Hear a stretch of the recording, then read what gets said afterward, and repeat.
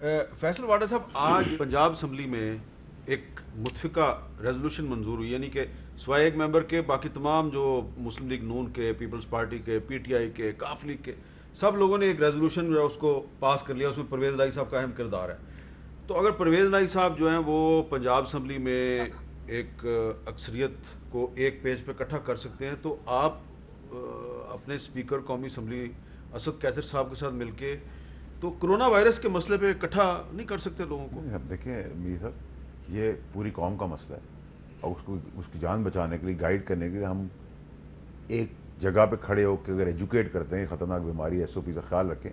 کچھ چیزیں امپریکٹیکل بھی ہیں. دیکھیں آپ ایس او پیز کر رہے ہیں، اب ایک آدمی کا ایک کمرے کا گھر ہے، میجورٹی پرسنٹیج جو ہے وہ ایک کمرے کے گھر میں رہتی ہو، ماں باپ ہیں، بیوی ہیں، بچے ہیں، 5 آدمی ہیں.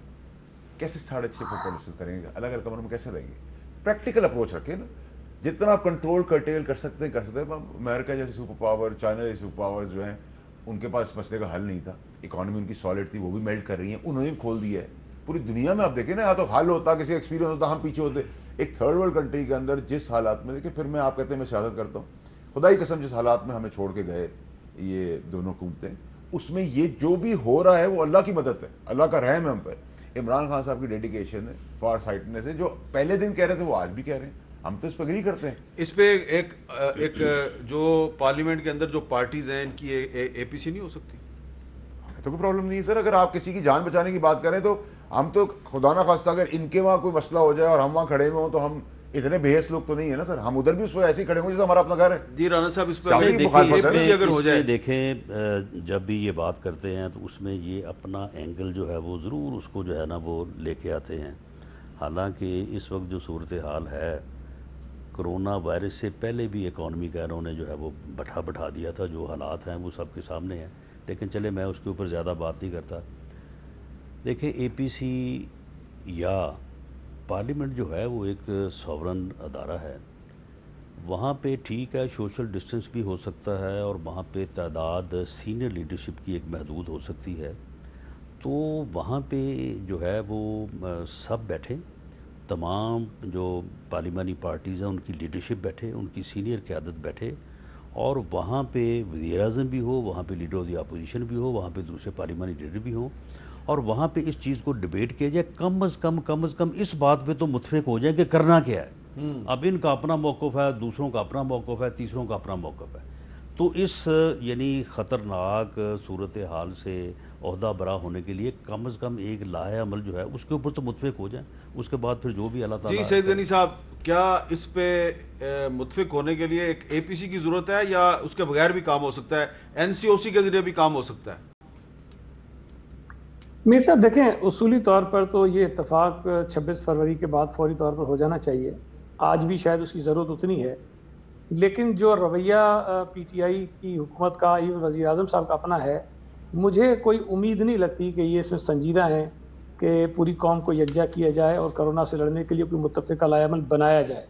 یہاں تو اگر کوئی ایک صوبہ کوشش کچھ کر بھی رہا تھا تو واڈا صاحب کو، علی زیدی کو، باقی لوگوں کو یہاں چھوڑ دیا گیا کہ جا کے وہاں ہلچل مچا دو، اور پھر ان کے جو لوکل یہاں ایم پی ایز ہیں، لیڈر آف دی اپوزیشن ہیں، پارلیمانی لیڈر ہیں، جو طوفان بدتمیزی انہوں نے مچایا کہ کس طرح یہاں پر لوگوں کو انسائٹ کریں، کس طرح ہنگامہ آرائی کرائیں، کس طرح بے چینی پھیلائیں صوبے میں، تاکہ جو صوبائی حکومت کام کر رہی ہے وہ بھی نہ کر سکیں. تو اگر اپروچ یہ ہوگی، سوچ یہ ہوگی، تو پھر آگے تو نہیں بڑھ سکتے ہیں. لیکن آپ چوری کریں گے تو ہم ابھی بھی کہیں گے، اسمبلی میں بھی کہیں گے، ساتھ بیٹھتے بھی کہیں گے آپ چوری نہ کریں، ہم آپ کے ساتھ ہیں. وہ چوریاں تو آپ کر رہے ہیں نا. اب جو چوریاں ہو رہی ہیں وہ کون کر رہا ہے؟ پچھلے 2 سال سے چوریاں تو آپ کے ثابت ہو رہی ہیں میرے بھائی. سب سے بڑی چوری ہوئی ہے یہ چینی اور آٹے میں. ایک سیکنڈ مجھے ایک جواب دے دیں. 54 ملین روپے جو یہ شوگر کمیشن کی رپورٹ آئی ہے اس میں بتایا گیا کہ جہانگیر ترین صاحب کے گروپ سے جو ان کی کمپنی ہے جے ڈی ڈبلیو، اس کے اکاؤنٹ سے 54 ملین روپے پرائیویٹ جو جیٹ ہے اس کے کرائے کے لیے ادا کیے گئے ہیں. اور یہ ان دنوں کی پیمنٹس ہیں جب 2018 کے انتخابات ہو رہے تھے. یہ بتائیے کہ یہ پیسے کس نے خرچ کیا، تو یہ جہاز کہاں استعمال ہوا تھا؟ چلے اب یہ اس کا ٹائم نہیں ہے میرے پاس.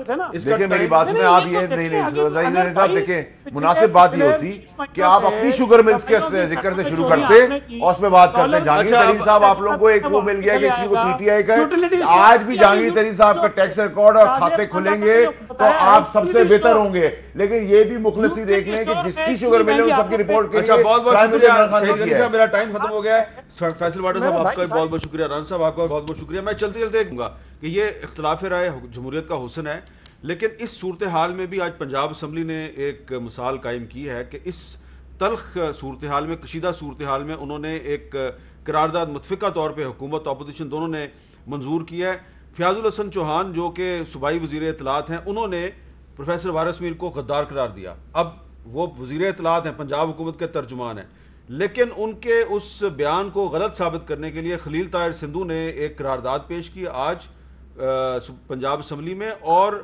تحریک انصاف اور تمام حکومتی جماعتوں سمیت جو اپوزیشن جماعتیں ہیں ان سب نے اس قرارداد کو منظور کیا اور فیاض الحسن چوہان کو غلط ثابت کیا اور انا کا مسئلہ نہیں بنایا۔ تو اگر یہاں پر جو حکومت ہے اس نے اپنی انا کا مسئلہ نہیں بنایا تو باقی معاملات میں بھی حکومت چاہے تو اچھی مثال قائم کر سکتی ہے، اور اگر چودھری پرویز لائی صاحب پنجاب اسمبلی میں یہ مثال قائم کر سکتے ہیں تو اسد کیسر صاحب سے ہمیں توقع ہے کہ وہ قومی اسمبلی میں ایسی کوئی قرارداد ضرور منظور کروائیں گے کہ ہمیں حکومت اور اپوزیشن ایک پیج پر نظر آئے گی۔ اجازت دیجیے، اللہ حافظ۔